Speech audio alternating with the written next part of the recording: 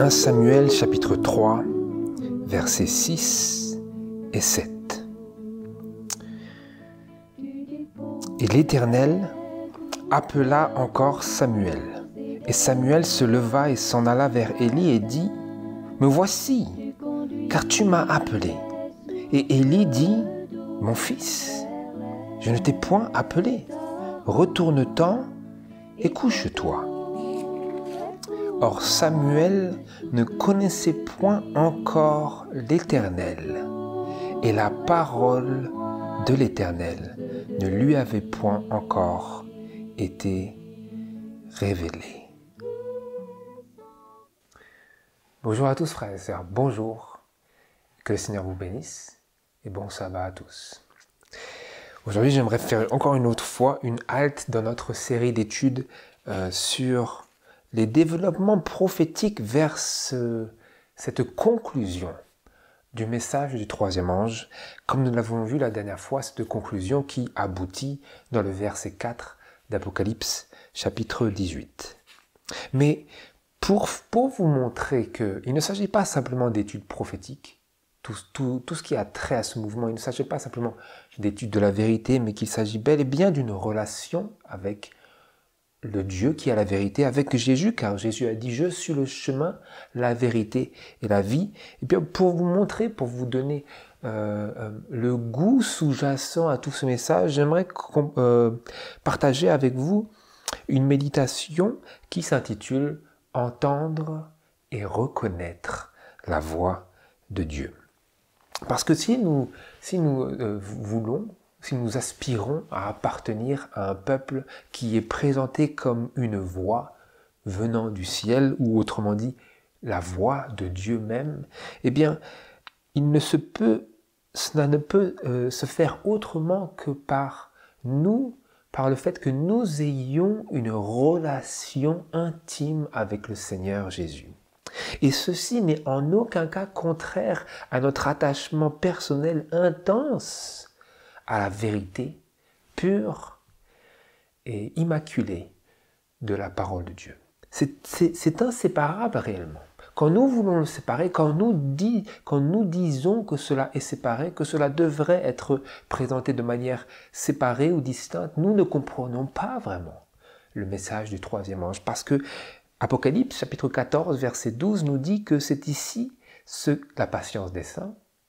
Et la patience des saints, elle est donnée dans un certain contexte d'une pratique, et il dit, c'est ici ceux qui gardent les commandements de Dieu et qui gardent la foi de Jésus. Donc il s'agit d'un attachement précis à la vérité, aux commandements de Dieu, aux lois de Dieu, aux ordres de Dieu, aux règles de Dieu, et en même temps, d'une manière inséparable, une relation intime, vivante, vibrante avec Jésus, de telle manière que la personne, ce peuple, a la foi et garde la foi de Jésus, ce qui est le seul moyen par lequel, comme nous le savons, ils peuvent observer les commandements de Dieu en vérité. Et donc, ce que j'aimerais que l'on fasse aujourd'hui, frères et sœurs, c'est contempler ce que cela veut dire pour nous, non pas simplement d'entendre, mais de reconnaître la voix de Dieu. Parce qu'il se peut que nous entendions et que nous ayons par le passé entendu de nombreuses fois la voix de Dieu, mais que nous ne l'ayons pas reconnue précisément à cause de ces éléments avec lesquels que j'aimerais vous partager aujourd'hui et avec lesquels peut-être nous n'avons pas été familiarisés.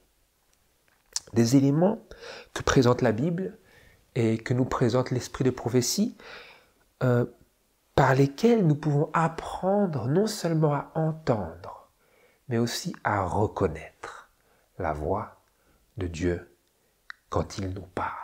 Parce que Dieu cherche et désire souvent parler avec les hommes, mais très souvent, très souvent, les hommes, eux, ne souhaitent pas entendre Dieu leur parler, et c'est pour ça qu'ils ne reconnaissent pas, quand bien même ils entendent, ou alors ils reconnaissent, mais en rejetant, en refusant la parole qui vient de Dieu, eh bien nous finissons par nous placer dans une position où nous n'arrivons plus dans le futur à reconnaître cette voix qui autrefois nous est venue, mais que nous avons rejetée, refusée, repoussée. Et donc, frères et sœurs, je vous invite à considérer comment est-ce que Dieu venait à Adam et Ève en Éden. Nous lisons dans Genèse chapitre 3, verset 8, et les versets précédents, que Dieu avait pour habitude de venir rendre visite à Adam et à Ève dans le jardin, et à se promener à travers le jardin et à converser avec sa création intelligente. Il avait fait les anges, il y avait une très large chute morale et spirituelle des anges en suivant Lucifer, et maintenant il crée une autre œuvre, une autre création intelligente, une autre création, une autre créature douée d'un entendement et dotée de la faculté de choisir. Une création à qui il a confié la liberté de choix. Et nous sommes cette création, et nous voyons d'ailleurs tout autour de nous que nous sommes bel et bien cette création à qui Dieu a donné la liberté de choisir parce que l'homme a choisi le mal. N'est-ce pas? C'est une preuve de l'amour de Dieu en soi. Mais pour en revenir à notre concentration d'aujourd'hui, vous remarquez que depuis la chute de nos premiers parents en Éden, eh bien la voix de Dieu a cessé d'être un plaisir pour la race humaine. Depuis ce moment-là. Avant, c'était différent. Nous allons dans Genèse chapitre 3 et nous voyons comment, dès la chute de nos premiers parents, l'homme a commencé à considérer la voix de Dieu. Comment l'homme a commencé à réagir à la voix de Dieu. Et ce qui explique pourquoi aujourd'hui c'est si difficile pour nous d'entendre et de reconnaître la voix de Dieu. Précisément à cause de cette condition que nous avons héritée et qui nous a été léguée de nos premiers parents, cette disposition au péché qui fait maintenant ce que nous lisons, ce qui suit dans Genèse chapitre 3 et verset 8. Et donc, nous lisons au sujet de Adam et Ève qu'après qu'ils aient péché, verset 7, les yeux de tous deux s'ouvrirent et ils connurent qu'ils étaient nus et ils cousirent des feuilles de figuier et se firent des ceintures. Et donc l'esprit de prophétie nous dit qu'avant qu'ils aient péché, avant leur chute, ils étaient revêtus d'un habit de lumière. Et c'est en cela qu'ils connurent qu'ils étaient nus. Non pas qu'ils étaient nus avant, mais qu'ils étaient aveugles, mais c'est-à-dire qu'ils avaient une robe de lumière qui fait qu'ils ne voyaient pas leur nudité. Leur nudité était couverte de la gloire de Dieu. Mais par le péché, ils ont perdu cette gloire. Et donc, ils ont essayé de combler cette gloire par des feuilles de figuier qui ne suffisaient pas et qui sont, en plus d'être une réalité physique, une représentation de nos justices. Nos justices sont comme un vêtement souillé. Elles sont insatisfaisantes pour la loi de Dieu. Elles ne satisfont pas, elles ne peuvent satisfaire la loi de Dieu et les exigences de la sainte justice de Dieu, qui est une représentation de son caractère qui est inviolable, inchangeable. Nos feuilles de figuier et leurs feuilles de figuier ne pouvaient satisfaire. Et verset 8, « Et ils entendirent la voix de l'Éternel Dieu. » Ils entendirent, hein? Ils entendirent. Mais qu'est-ce que la voix de Dieu était devenue pour eux? Et ils entendirent la voix de l'Éternel Dieu qui se promenait dans le jardin au vent du jour. Et Adam et sa femme se cachèrent de devant la face de l'Éternel Dieu au milieu des arbres du jardin. Et l'Éternel Dieu appela Adam et lui dit, « Où es-tu » Non, la voix de Dieu s'adressait, Dieu lui-même et sa voix s'adressait à l'homme. Mais l'homme avait perdu le plaisir de communier avec Dieu et donc la voix de Dieu était devenue quelque chose d'effrayant, quelque chose de non désiré, de non désirable, de telle manière que Adam et sa femme allèrent se cacher par-delà les arbres, au milieu des arbres du jardin. Ils fuyèrent Dieu. Quand ils entendirent la voix de l'Éternel, maintenant c'était différent. Maintenant, ça avait changé. Maintenant, leur relation avait été violée. Elle avait sombré. Ils n'avaient plus cette communion avec Jésus. Car nous lisons dans l'esprit de prophétie que c'était Jésus qui marchait et qui venait rencontrer l'homme, sa création, très précieuse à ses yeux. Et donc depuis ce jour-là, frères et sœurs, depuis la chute de nos premiers parents, voilà la disposition, voilà la réponse que l'homme a vis-à-vis de la voix de Dieu quand il l'entend, quand il la reconnaît, si tant bien même qu'il la reconnaisse. Et le plan du salut que Dieu a mis sur pied, il consiste à aider l'homme de nouveau à entendre, à reconnaître et à prendre plaisir à la voix de Dieu. Le plan du salut, c'est pour nous aider à de nouveau entendre, à de nouveau reconnaître et à de nouveau prendre plaisir à la voix de Dieu. Et la partie où nous prenons plaisir à entendre la voix de Dieu, à non pas fuir la voix, mais aller vers la voix, c'est tout l'objectif du sacrifice de Jésus-Christ. Parce que sans cela, sans cet amour pour rappeler le pécheur, pour montrer aux pécheurs que nous sommes combien est grande l'affection de ce Dieu pour nous, il n'y a aucun moyen de refaire naître, de redonner goût à l'homme, à la voix de Dieu. Et donc j'aimerais que l'on puisse méditer brièvement aujourd'hui cette illustration qui nous est donnée dans 1 Samuel chapitre 3, versets 1 à 11, qui est très, très intéressante parce qu'elle nous donne en très peu de mots, comme la Bible le fait très souvent, une expression de comment est-ce que nous aussi, nous réagirons souvent lorsque Dieu nous appelle à une communion beaucoup plus profonde avec lui à travers sa voix. Et comme nous allons le voir, à travers les différentes expressions de sa voix. Et donc, sans plus tarder, nous voulons lire 1 Samuel chapitre 3, versets 1 à 11. Nous lisons. Or, le jeune Samuel servait l'Éternel en présence d'Élie. Et la parole de l'Éternel était rare en ces jours-là. Et les visions n'étaient pas communes. Et il arriva un jour qu'Élie était couché en son lieu. Or, ses yeux commençaient à se ternir et il ne pouvait plus voir. La lampe de Dieu n'était pas encore éteinte et Samuel était couché dans le temple de l'Éternel où était l'arche de Dieu.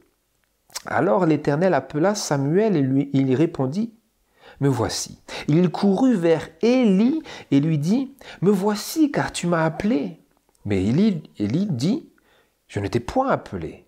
Retourne-t'en et couche-toi. » Et il s'en alla et se coucha. Et l'Éternel appela encore Samuel, et Samuel se leva et s'en alla vers Élie et dit, « Me voici, car tu m'as appelé. » Et Élie dit, « Mon fils, je ne t'ai point appelé, retourne-t'en et couche-toi. » Verset 7, écoutez bien. Or Samuel ne connaissait point encore l'Éternel, et la parole de l'Éternel ne lui avait point encore été révélée.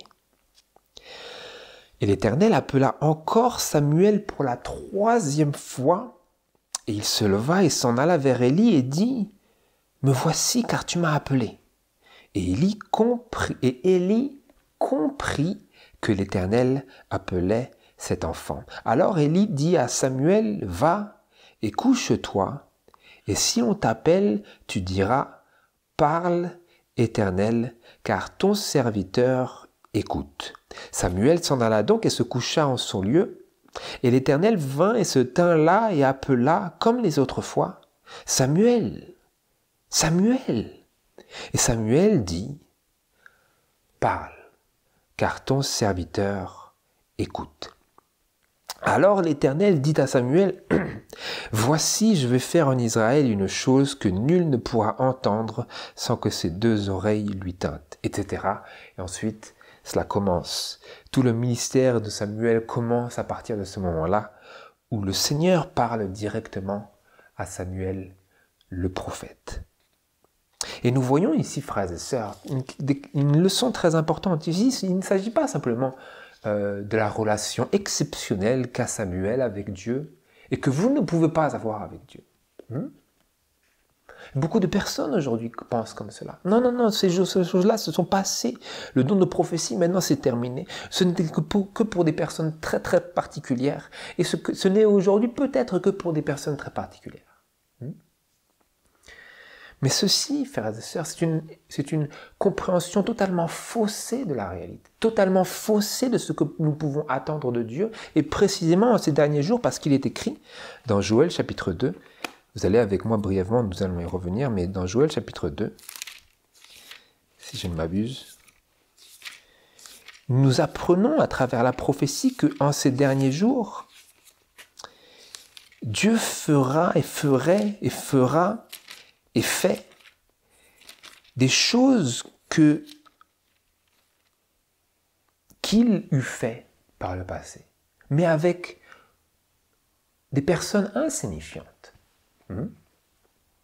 Vous me direz, Samuel est une personne très signifiante, mais à ce moment-là, ce n'était qu'un enfant.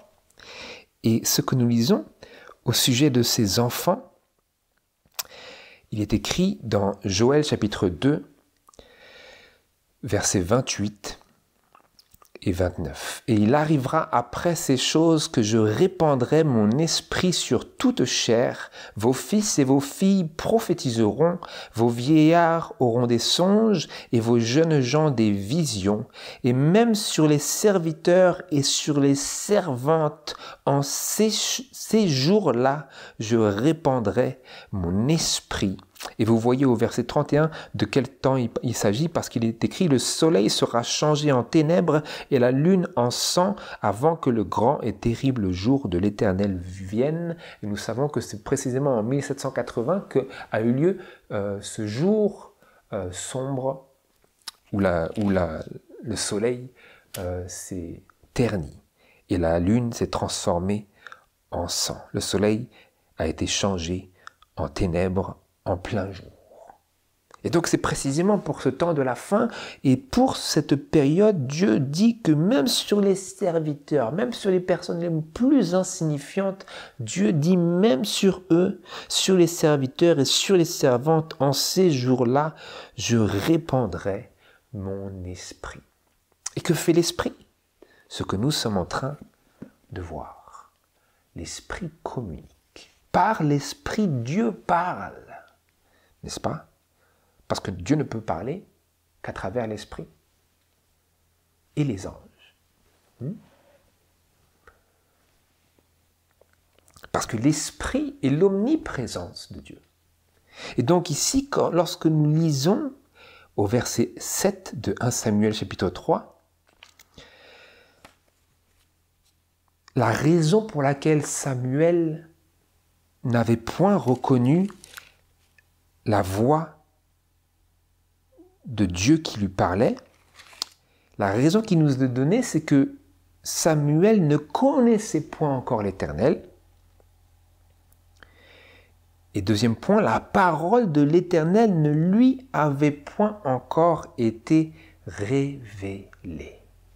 C'est indispensable, frères et sœurs, pour nous, afin de comprendre la suite, afin de pouvoir avoir une juste compréhension de tout ce sujet, de la voix de Dieu, de pouvoir entendre et reconnaître la voix de Dieu. C'est indispensable pour nous de relever les leçons qui sont ici contenues dans ce passage. Quelles sont-elles? Quelles sont ces leçons? Eh bien, nul autre que les suivantes, à savoir que pour que nous puissions reconnaître la voix de Dieu, il nous faut le connaître. Il nous faut connaître Dieu. Pour reconnaître quelqu'un qui vous parle, il vous faut d'abord le connaître. Si vous ne le connaissez pas, quand il vous parle, qui est-ce pour vous? C'est un étranger. Vous comprenez? Mais si vous avez lu à son sujet, si, dans notre jour présent, vous avez lu de ses ouvrages, plus encore. Vous avez écouté de ses présentations, plus encore. Vous avez assisté à des vidéos, à des sermons de cette personne ou quoi que ce soit. Alors, quand vous rencontrez cette personne, quand, disons, vous entendez sa voix, alors vous connaissez cette personne, n'est-ce pas? Vous n'avez peut-être jamais rencontré cette personne en chair et en os, mais vous l'avez entendu, vous l'avez lu, vous l'avez visionné. Vous comprenez ce que ces temps modernes nous donnent en illustration pour arriver à comprendre ce dont nous avons besoin pour pouvoir entendre et reconnaître la voix de Dieu, même dans ces derniers jours, même pour nous qui sommes insignifiants. Pour reconnaître l'Éternel, pour reconnaître la voix de Dieu, il nous faut le connaître. Il faut que nous le connaissions d'abord, pour que nous le reconnaissions lorsqu'il nous parle. Et deuxième point, pour le connaître, il nous faut le connaître pour reconnaître la voix de Dieu, mais pour connaître Dieu, il nous faut être familiarisé avec sa parole. Parce que c'est écrit, au verset 7, nous avons lu, Samuel ne connaissait point encore l'Éternel, et qu'est-ce qui nous est donné comme une amplification de cette déclaration de la parole de Dieu? Ceci, deux points, la parole de l'Éternel ne lui avait point encore été révélée.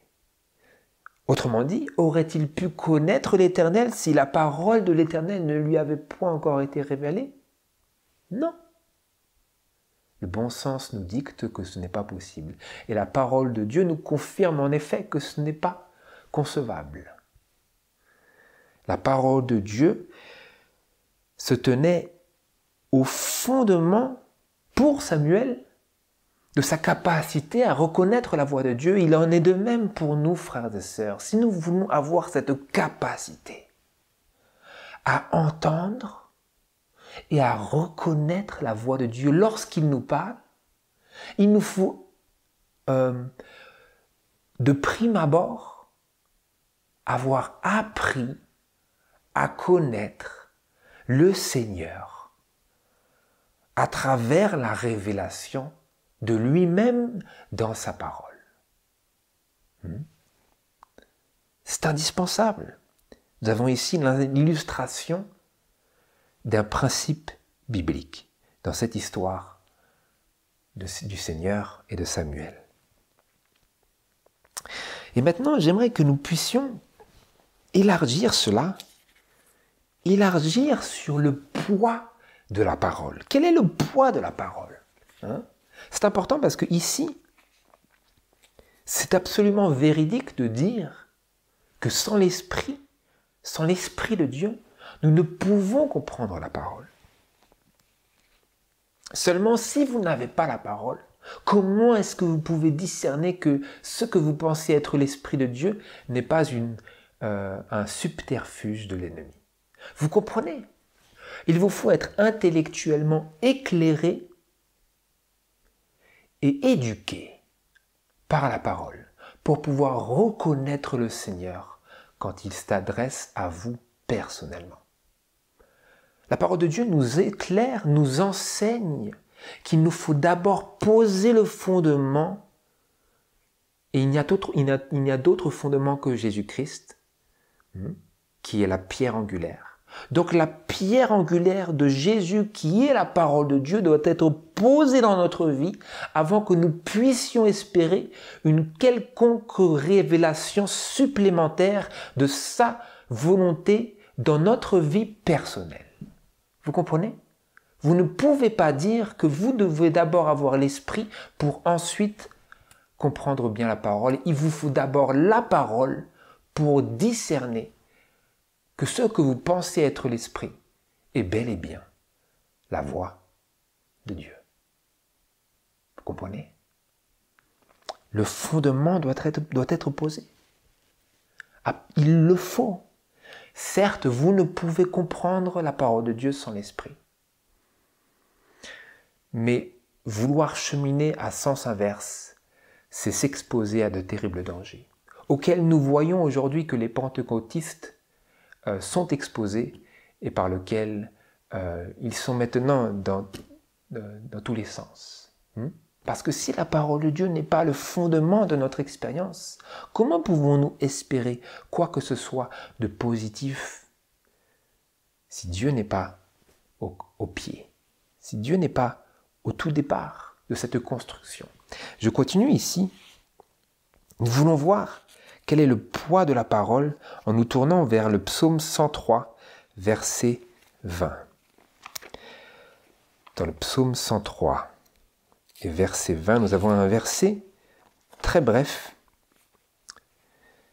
qui nous apprend quelque chose, qui nous apprend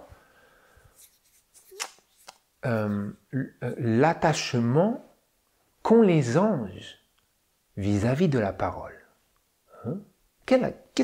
Comment les anges du Seigneur, quelle relation ont-ils à la voix de Dieu et à sa parole? Vous avez ici ce verset qui unit ces deux concepts. Dans le psaume 103 au verset 20, vous lisez: « Bénissez l'Éternel, vous, ses anges, puissants en force, qui exécutez son commandement en obéissant à la voix de sa parole. » En obéissant à quoi? À la voix de son esprit? C'est pas ça qui est écrit. Vous ne sauriez même pas ce que c'est l'esprit si la parole ne vous donnait à comprendre comment l'esprit parle, ce que l'esprit dit et ce que l'esprit ne peut pas dire, parce que cela contredirait ce que l'esprit a dit dans sa parole. Comment est-ce que les anges réagissent? Comment est-ce qu'ils vivent dans leur relation avec le Seigneur? Quel est l'élément clé ici? Il y est écrit: « Vous, ces anges puissants en force, qui exécutez son commandement en obéissant à la voix de sa parole. » Donc, quelle est la voix de Dieu avec laquelle ils sont en relation constante dans leurs obéissances aux commandements de Dieu, à tous les ordres de Dieu? Ils obéissent, en exécutant ce commandement, ils obéissent à la voix de sa parole. Donc, quelle est pour eux la voix de Dieu? C'est sa parole. Sa parole, et ils écoutent la voix de sa parole. Qu'est-ce que sa parole dit? C'est ce qu'ils vont suivre, c'est ce qu'ils exécuteront au pied de la lettre.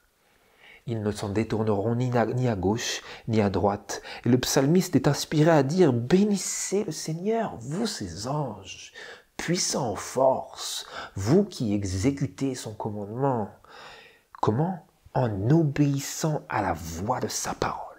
Qu'est-ce que cela veut dire, ce langage? C'est une expression très très vivante pour vraiment mettre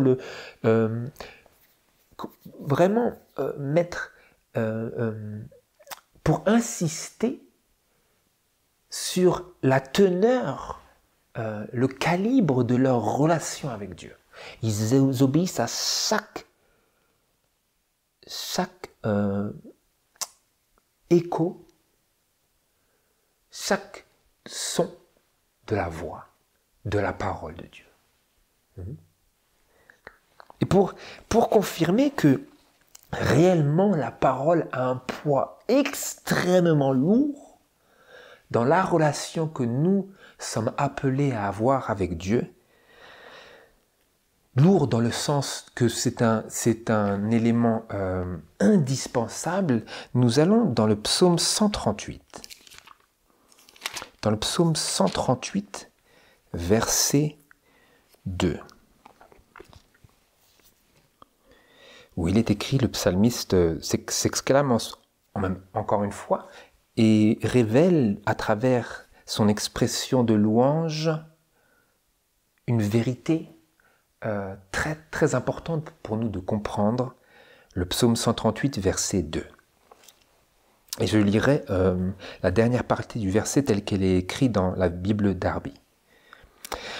Je me prosternerai dans le palais de ta sainteté et je célébrerai ton nom à cause de ta bonté et de ta vérité, car tu as exalté ta parole au-dessus de tout ton nom. Quoi? Qu'est-ce que... Tout d'abord, nous sommes pris de joie à la pensée de sa bonté et de sa vérité. Et vous notez ici que le psalmiste est inspiré par l'Esprit de Dieu à bien exprimer un équilibre. La bonté et la vérité de Dieu, la justice et la miséricorde. C'est le caractère de Dieu.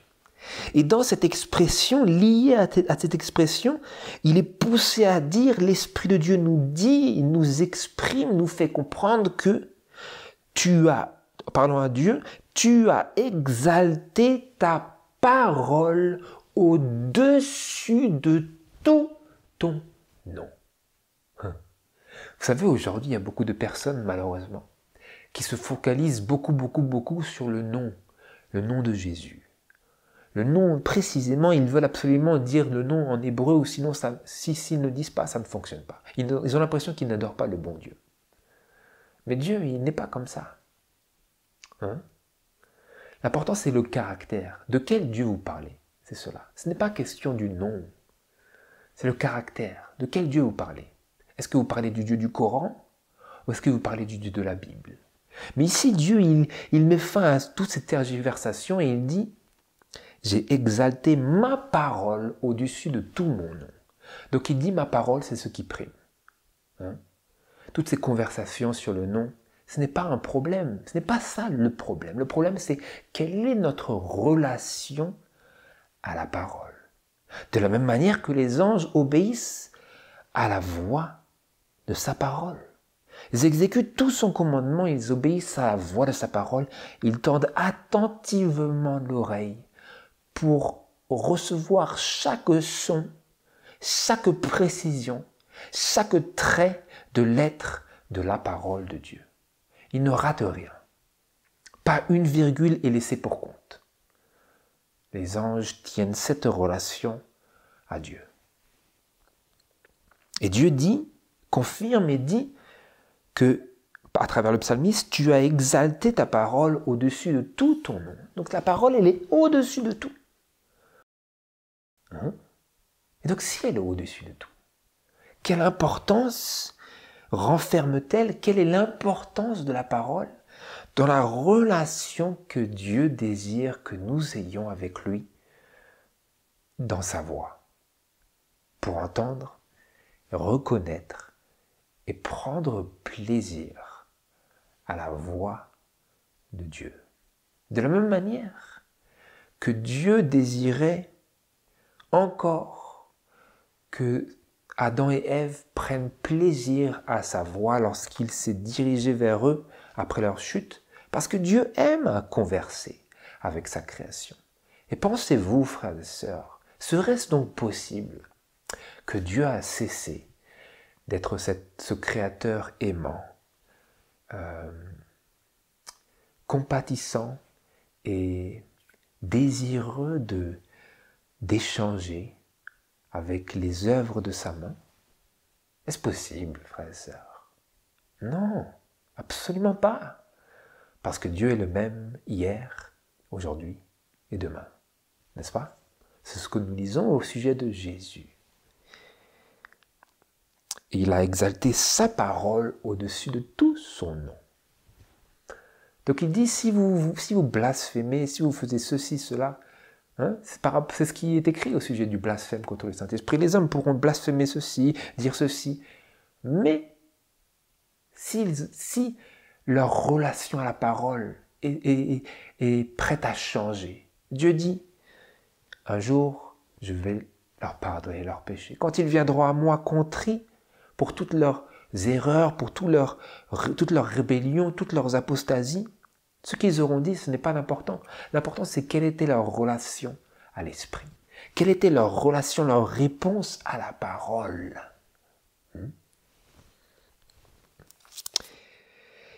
Et j'aimerais que l'on prenne un peu de temps maintenant pour lire certaines révélations de l'esprit de prophétie qui nous aident à vraiment être on ne peut plus au clair sur ce concept de la voix de Dieu. Et que nous puissions, dans notre vie de tous les jours, frères et sœurs, entendre et reconnaître pour pouvoir parler avec Dieu, pour pouvoir ne plus être dans le flou, mais être dans un sentiment de certitude que nous sommes guidés, que nous sommes menés directement par la main de Dieu dans chacune de nos adversités et que nous puissions converser de manière à avoir une certitude que nous avons réellement échangé avec Dieu. Vous comprenez ? Parce que si vous n'êtes pas vraiment sûr que vous avez échangé avec Dieu, le diable va prendre la parole, va vous la ôter et vous allez être laissés dans l'obscurité. Mais il nous faut, frères et sœurs, avoir cette certitude que quand le diable vient, vous avez occupé votre esprit de la parole de Dieu dans votre lecture de la Bible et quand il vous dit que cela n'était pas un échange avec Dieu, vous pouvez lui dire, il est écrit, ceci était un entretien avec l'infini. Et donc, tu ne peux me prendre cette parole, je la garde et elle produira en moi du fruit. Vous comprenez ? Quelle merveilleuse expérience serait la nôtre alors, frères et sœurs, si nous pouvions garder toutes les semences que Dieu sème et désire semer en nos cœurs. Alors nous serions vraiment dans cette marche avec Dieu où nous entendons, nous reconnaissons et nous prenons plaisir à la voix de Dieu. Je lis ici dans le livre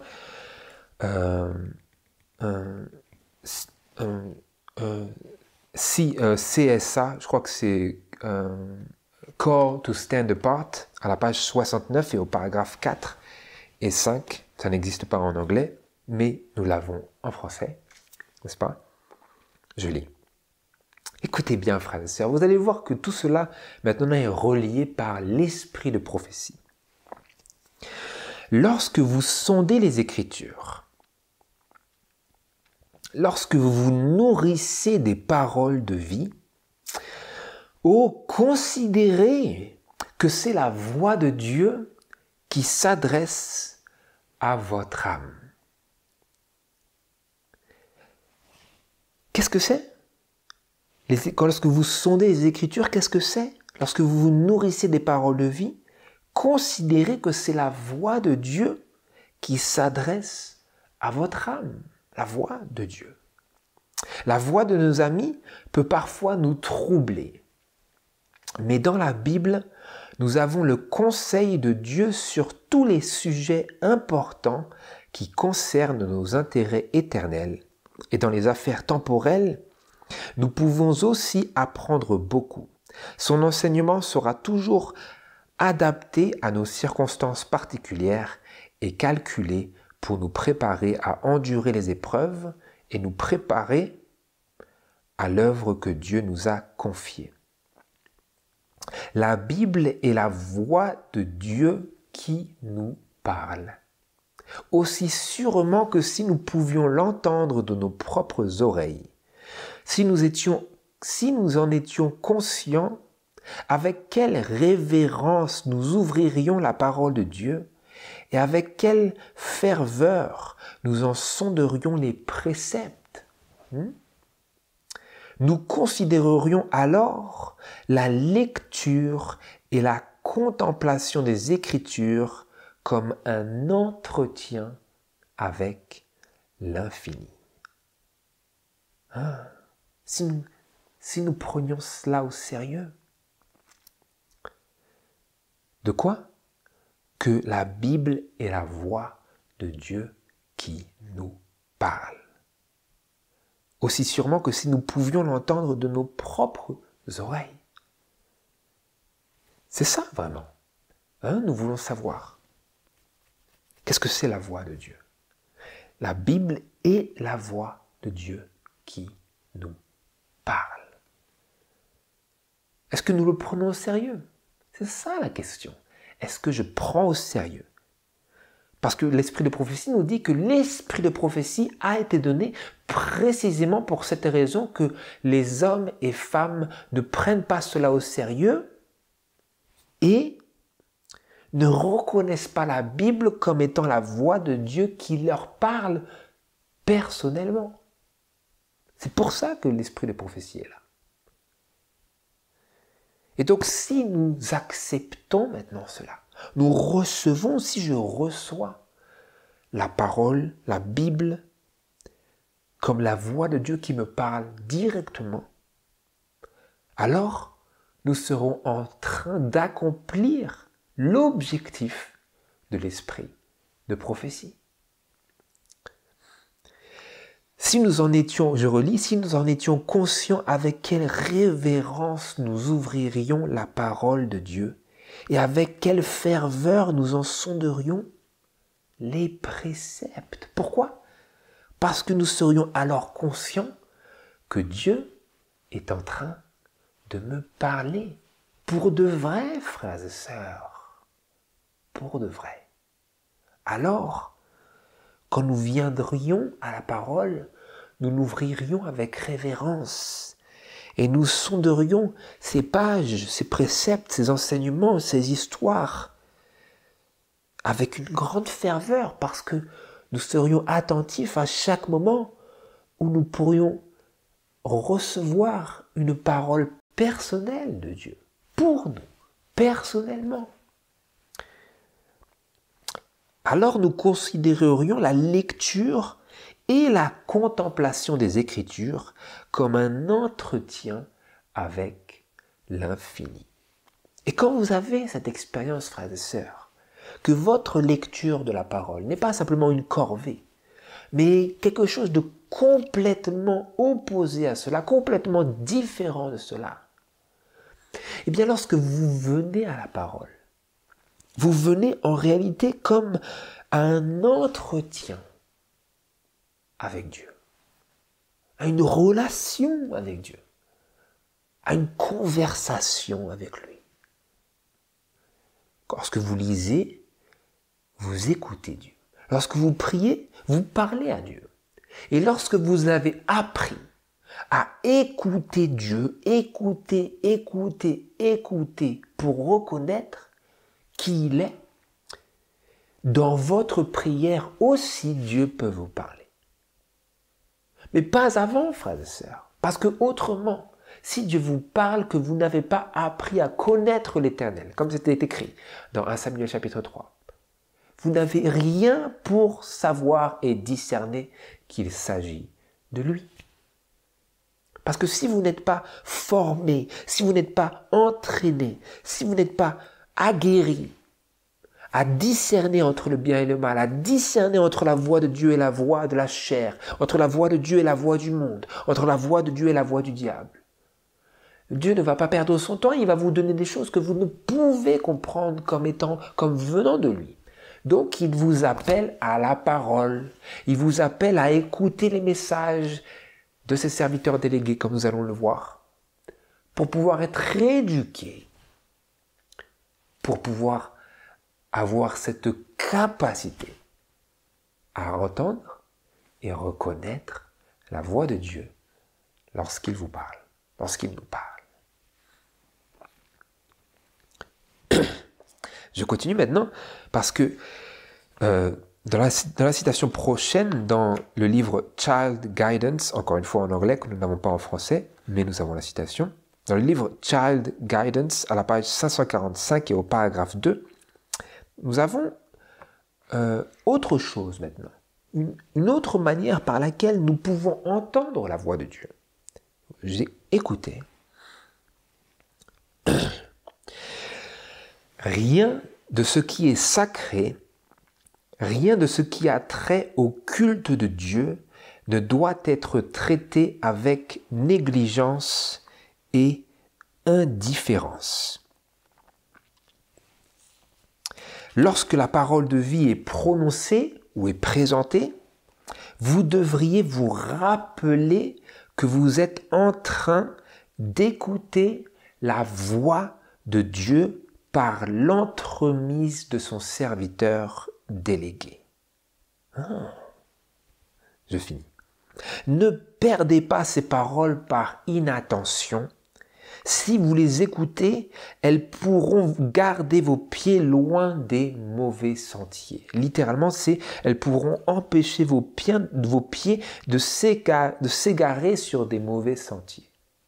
Si vous les écoutez, si vous écoutez les paroles données par l'entremise des serviteurs délégués de Dieu. Qu'est-ce qui est écrit? Lorsque la parole de vie est prononcée et présentée, vous devriez quoi? Lorsque vous écoutez maintenant la parole, que vous savez qu'elle est présentée par quelqu'un, un serviteur délégué de Dieu, qu'est-ce que vous devriez faire?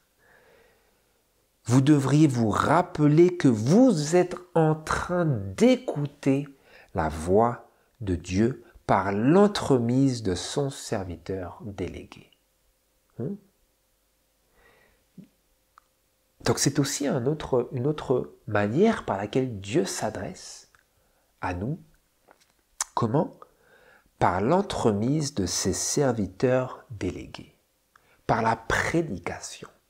Et donc de telle manière qu'il est écrit, ne perdez pas ces paroles par inattention. Pourquoi? Parce qu'il s'agit de Dieu qui est en train de parler par l'entremise de son serviteur délégué. La différence, c'est que ici, vous avez affaire avec une parole plus imparfaite peut-être, à travers un vase, peut-être un vase d'honneur, mais peut-être un vase, c'est un vase imparfait.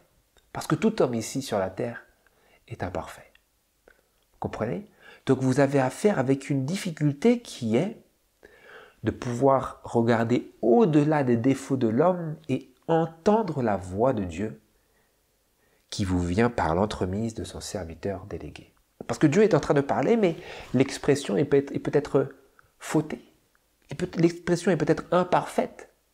Mais Dieu, par son esprit, est quand même en train de déclarer quelque chose. Vous comprenez? D'où l'appel à ne pas perdre ses paroles par manque d'attention. Nous regardons gauche et droite, nous regardons notre téléphone, nous regardons l'heure, nous regardons le four, nous regardons les personnes à côté, nous regardons les enfants, tout. Dieu dit non, ne faites pas ça, parce que si tu as en face de toi un de mes serviteurs délégués, tu es en train de perdre mes paroles pour toi. C'est une des manières par lesquelles Dieu veut que nous entendions sa voix, et il nous faut apprendre à reconnaître aussi sa voix à travers ces moyens-là. Et je continue. Dans Parabole de Jésus, à la page 44 et au paragraphe 1. Toujours en rapport avec la relation que nous devrions avoir vis-à-vis de la voix de Dieu qui s'adresse à nous par l'entremise de ses messagers, de ses serviteurs délégués, je lis. Les auditeurs qui reçoivent la semence dans la bonne terre acceptent la parole, non comme la parole des hommes, mais ainsi qu'elle l'est véritablement, comme la parole de Dieu. Seul celui qui reçoit les Écritures comme la voix de Dieu lui parlant personnellement est un vrai disciple. Il tremble en l'entendant, car pour lui, elle est une réalité vivante. Il lui ouvre son intelligence et son cœur. Corneille et ses amis, que Pierre était allé visiter, Corneille et ses amis étaient des auditeurs attentifs quand ils disaient à Pierre « Nous sommes tous devant Dieu pour entendre tout ce que le Seigneur t'a ordonné de nous dire. » Vous imaginez cela? L'esprit de prophétie est ici en train de reconnaître que Corneille et ses amis étaient des auditeurs attentifs de la parole de Dieu. Pourquoi? Parce qu'ils disaient et qu'ils ont dit à Pierre, nous sommes tous devant Dieu pour entendre tout ce que le Seigneur t'a ordonné de nous dire. Donc en d'autres termes, en rapport avec ce que nous avons lu juste avant, Corneille et ses amis reconnaissaient, avaient une disposition à reconnaître la voix de Dieu par l'entremise de son serviteur délégué, et en l'occurrence, qui était Pierre. Il disait, nous sommes tous devant Dieu pour entendre quoi? Ta lecture de la parole stricte? Non, il disait, pour entendre tout ce que le Seigneur t'a ordonné de nous dire. Donc toute la présentation de Pierre, Corneille, il disait, nous sommes devant Dieu pour entendre la voix de Dieu à travers son serviteur. Beaucoup aujourd'hui n'ont pas trop cette disposition, n'est-ce pas? Mais c'est compréhensible parce que beaucoup de faux prophètes sont entrés dans le monde, comme Jésus l'a dit dans Matthieu chapitre 24. Et donc, pour pouvoir apprendre à entendre et reconnaître la voix de Dieu, ici, par l'entremise de ses serviteurs délégués, il faut encore une fois être passé par ce fondement, avoir posé le fondement d'une compréhension, d'une familiarisation avec la parole. Vous comprenez? Parce que l'Esprit est en train d'animer les serviteurs, mais pour pouvoir être à même de reconnaître la voix de Dieu qui parle à travers ses serviteurs, par l'entremise de ses serviteurs délégués, il faut d'abord être rentré dans une relation intense et intime et répétée et continue avec Dieu à travers sa parole. Pour que lorsque la parole m'est présentée par un serviteur, je puisse entendre la même voix que j'avais entendue dans ma lecture, ma méditation, ma contemplation et mon étude de la parole de Dieu. Vous comprenez? Voilà pourquoi il était important pour nous de bien commencer par cette illustration de Samuel et ces deux versets que nous avons lus. Il disait, le psalmiste disait, tu as exalté ta parole au-dessus de tout ton nom. La parole est importante par-dessus tout, au-dessus de tout, même le nom. Même le nom de Dieu, la parole est au-dessus de cela. Vous comprenez? Et les anges obéissent à la voix de la parole de Dieu. À la voix de sa parole, chaque chose, il ne rate rien. Vous me direz peut-être, oui, mais mon frère, cette chose que tu nous enseignes, c'est du légalisme, il faut parler de l'esprit et tout. Vous ne comprenez pas, frères et sœurs, ce que je suis en train de dire, ce que la parole de Dieu nous présente et que je répète, c'est indissociable avec une relation avec l'Esprit de Dieu. Mais vous ne pouvez comprendre et discerner et reconnaître l'Esprit si vous n'êtes rentré dans ce sentier étroit d'une relation avec Jésus qui est la parole. Et vous ne pourrez le faire sans l'Esprit de toute manière. Mais cherchez l'Esprit ici ou là. On ne sait où, vous ne savez même pas où vous voulez chercher l'Esprit, où vous voulez l'entendre, vous ne savez même pas à quoi vous attendre. Ça, ce n'est pas de la Bible. Ça, ce n'est pas la religion de Jésus-Christ. Il faut poser le fondement. Et le fondement auquel Dieu nous appelle et que Dieu veut voir posé dans notre caractère, c'est celui de sa parole en nos cœurs.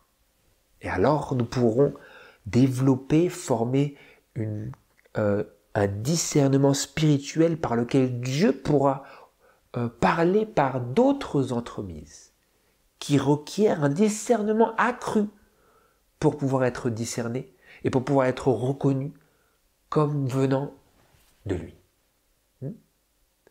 Il vous faut d'abord passer par le lait et ensuite Dieu peut vous introduire à la nourriture concrète. C'est comme cela qu'on s'occupe des enfants. On ne leur donne pas tout de suite de la nourriture, des pommes de terre, etc. Non, ce n'est pas comme ça que cela fonctionne dans le monde naturel. Ce n'est pas comme ça que cela fonctionne dans le monde spirituel. Il faut d'abord être nourri par le lait de la parole. Je continue. Encore une fois, en rapport avec l'esprit. Dans les paraboles de Jésus, à la page 108 et au paragraphe 3, je lis le suivant. L'Esprit Saint est éducateur de Dieu et dans sa parole. J'ai dû le retraduire parce que c'est exactement comme c'est écrit. Pourquoi est-ce que vous voulez traduire d'une manière que ce n'est pas écrit en anglais? Il est écrit « L'Esprit Saint est éducateur de Dieu et dans sa parole ». Parabole de Jésus, page 108, paragraphe 3. Où est-ce que l'Esprit est? Il est là, il est dans la parole. Il est dans la parole.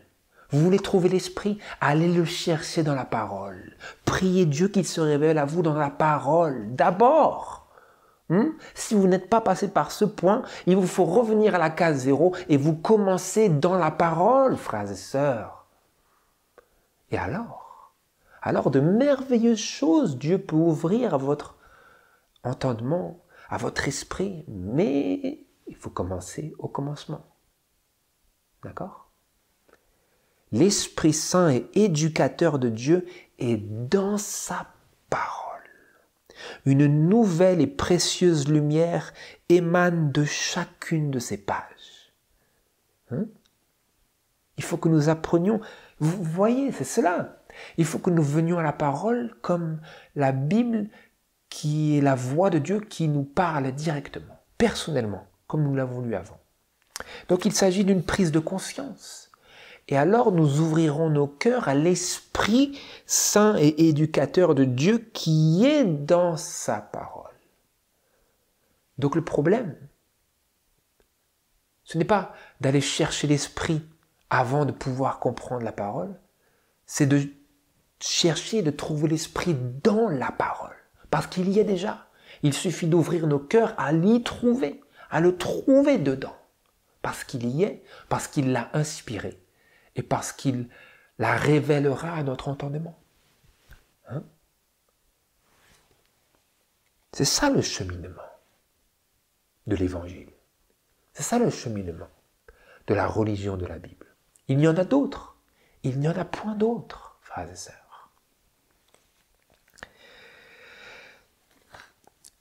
Une nouvelle et précieuse lumière émane de chacune de ces pages de la parole. La vérité y est révélée.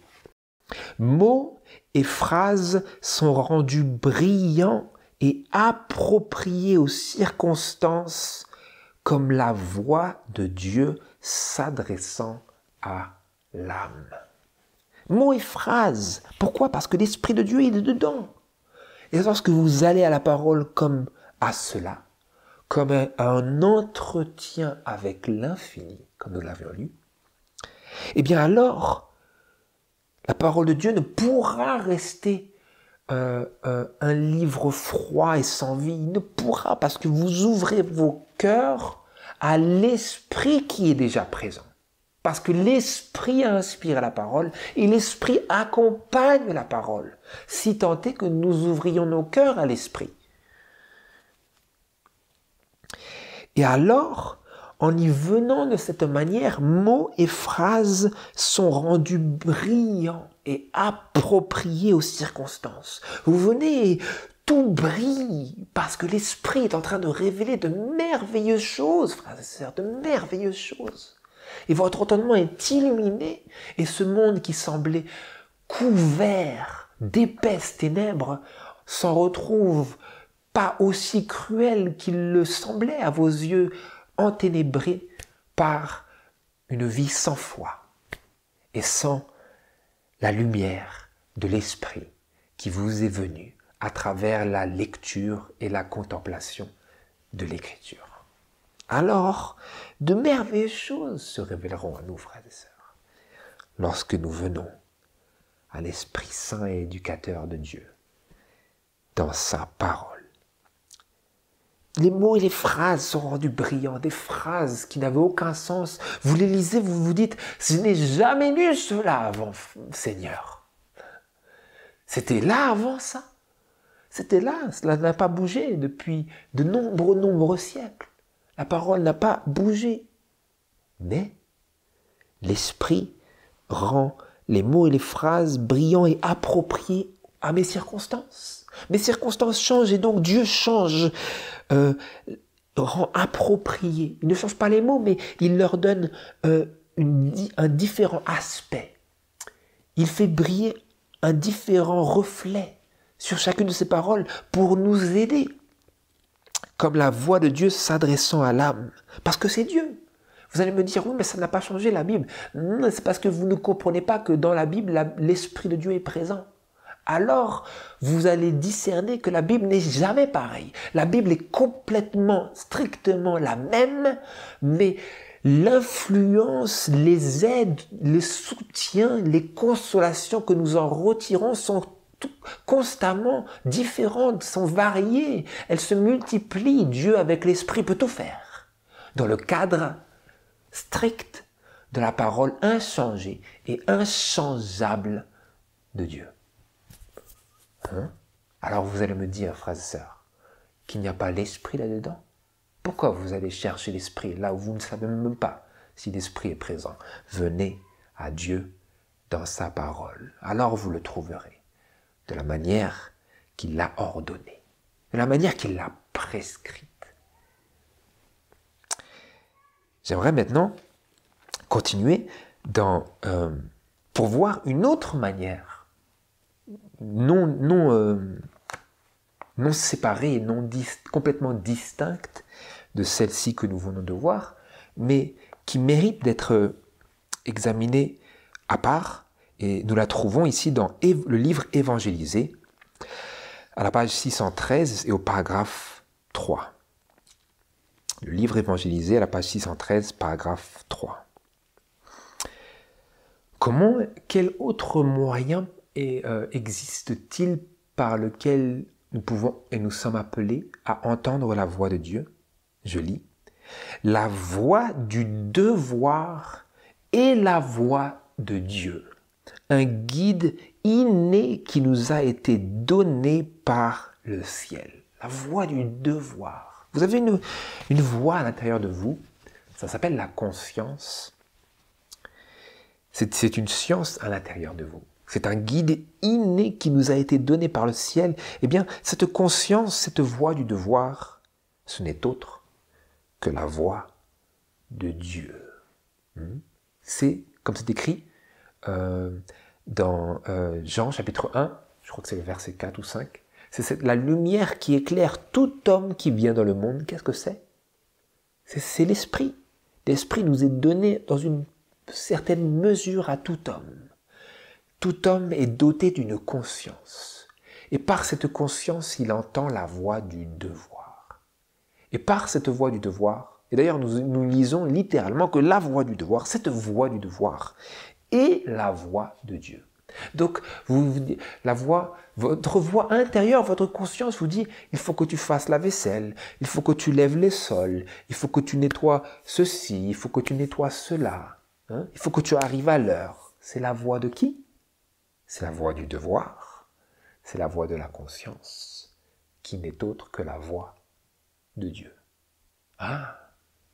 Donc, frères et sœurs, cela ouvre tout un champ d'opportunités, de possibilités et de place pour une réforme dans nos vies. Parce que si nous avons entendu et que nous avons reconnu la voix du devoir, qui s'adresse à nous, mais que nous n'y avons pas répondu, que nous avons désobéi. La voix du devoir nous disait de faire cela, mais nous disions, non, mais j'ai plein de choses que j'ai envie de faire, etc. Eh bien, nous avons encore à apprendre, non pas seulement à entendre, à reconnaître la voix de Dieu, mais à prendre plaisir à la voix de Dieu. Et pour prendre plaisir, vous savez, on dit en France, peut-être aussi dans d'autres pays francophones, que l'appétit vient en mangeant. C'est pour prendre plaisir à obéir, il faut commencer quelque part. Il faut obéir. Hein? Vous allez me dire, non, mais mon frère, tu es légaliste. Mes frères et sœurs, vous ne pouvez pas sortir du cercle à moins d'y sortir. Il faut en sortir. Et pour en sortir, il faut casser le cercle vicieux des mauvaises habitudes. Il faut dire, Seigneur, je te donne tout, même mes mauvaises habitudes, et former de nouvelles habitudes. Et alors, en ouvrant mon cœur à la voix du devoir, qui est la voix de Dieu, eh bien, je m'ouvre à de nouvelles dimensions de la voix de Dieu. Vous comprenez? Parce que Dieu a dit qu'il ne donnera pas plus de lumière lorsque nous n'avons pas marché dans la lumière, le peu de lumière qui nous a été donné. Hein, comme c'est écrit, à celui qui a peu, peu sera donné, et à celui qui a beaucoup sera donné beaucoup. Quelque chose comme cela. Hein, j'ai paraphrasé, vous m'excuserez. Mais le principe est le même. C'est que si nous avons peu, mais que nous pratiquons peu, Dieu ne nous donnera pas plus. Mais si nous sommes fidèles dans les petites choses, alors Dieu nous ajoutera d'autres choses. Et Dieu agrandira nos responsabilités, nos opportunités de faire le bien, etc., etc. Et nos opportunités d'arriver à une plus grande compréhension de la volonté de Dieu dans notre vie personnelle. Et cela ne peut venir, comme nous l'avons vu, en posant le fondement d'une relation avec Dieu à travers sa parole.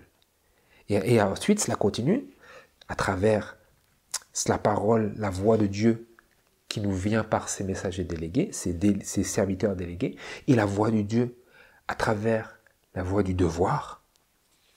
Et maintenant, nous pouvons aussi lire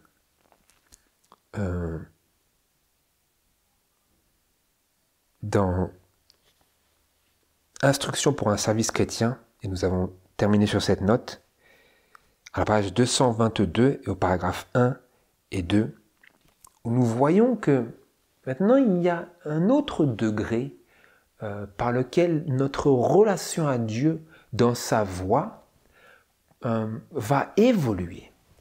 Je ne vais pas élargir de mes propres paroles, nous allons le lire ici, dans Instruction pour un service chrétien, à la page 222, au paragraphe 1 et 2.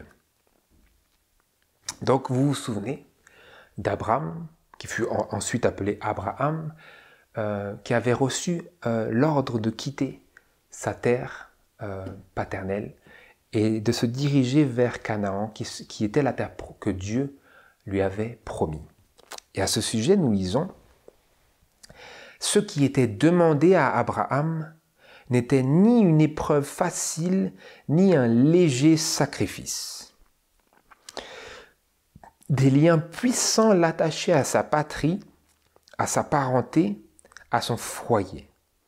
Mais il n'hésita point à obéir à l'appel. Il ne demanda pas si la terre promise, le pays où il se rendait était fertile, si le climat en était salubre, si les environs en étaient agréables, ni s'il était possible de s'y enrichir.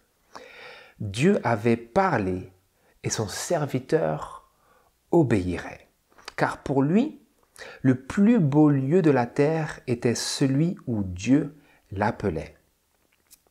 Beaucoup aujourd'hui encore sont soumis à la même épreuve qu'Abraham.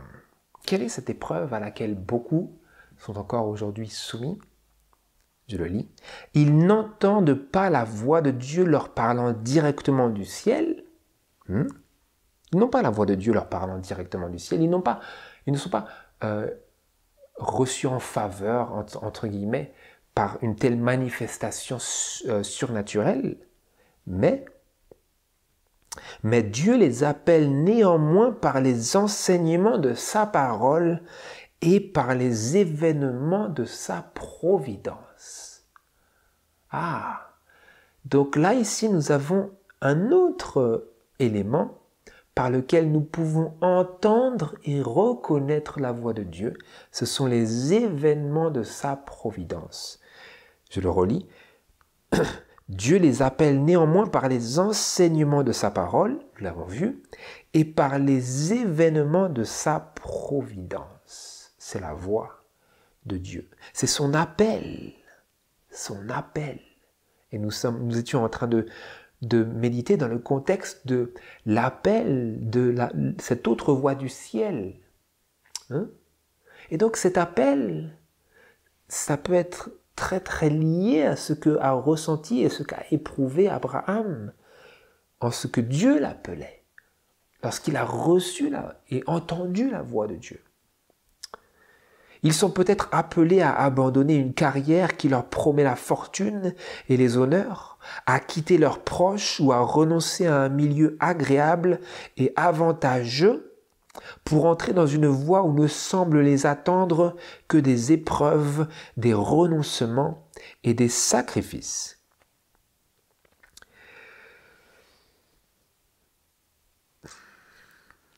Pardon.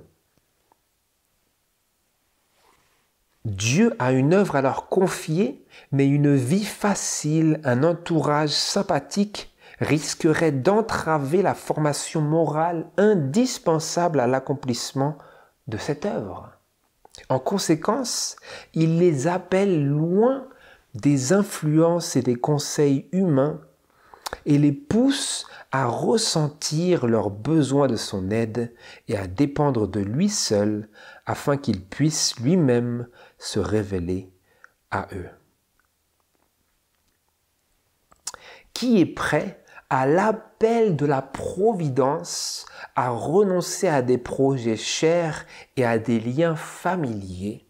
Qui acceptera des devoirs tout nouveaux dans des champs d'activité inexplorés, accomplissant l'œuvre de Dieu d'un cœur ferme et joyeux, estimant, par amour pour Christ, leurs pertes comme des gains? Ces pertes comme des gains. Celui qui consent à faire cela possède la foi d'Abraham et partagera avec lui le poids éternel d'une gloire souverainement excellente auprès de laquelle les souffrances du temps présent ne sont point comparables. C'est aussi l'appel de la voix de Dieu, l'appel de la providence. Cela fait aussi partie de ces moyens par lesquels Dieu désire s'exprimer, par lesquels Dieu désire parler avec nous. Et dans notre étude ici de la parole de Dieu et de l'esprit de prophétie, nous avons appris comment entendre et reconnaître la voix de Dieu, à la fois dans sa parole, à la fois par l'entremise de ses serviteurs délégués, à la fois dans la voie du devoir de notre conscience, et ici, dans les appels de la providence, à travers les événements de la providence de Dieu. Ce sont les différentes manières dont la parole est le centre par lesquelles Dieu désire parler avec nous. Et puissions-nous, frères et sœurs, grandir, croître dans cette relation continue et croissante avec Dieu pour arriver à comprendre Dieu et reconnaître Dieu quand il désire s'exprimer, quand il désire nous parler d'une manière plus aiguë, d'une manière plus intense, d'une manière plus personnelle, d'une manière plus proche encore, qu'il ne pouvait le faire à travers les enseignements de sa parole.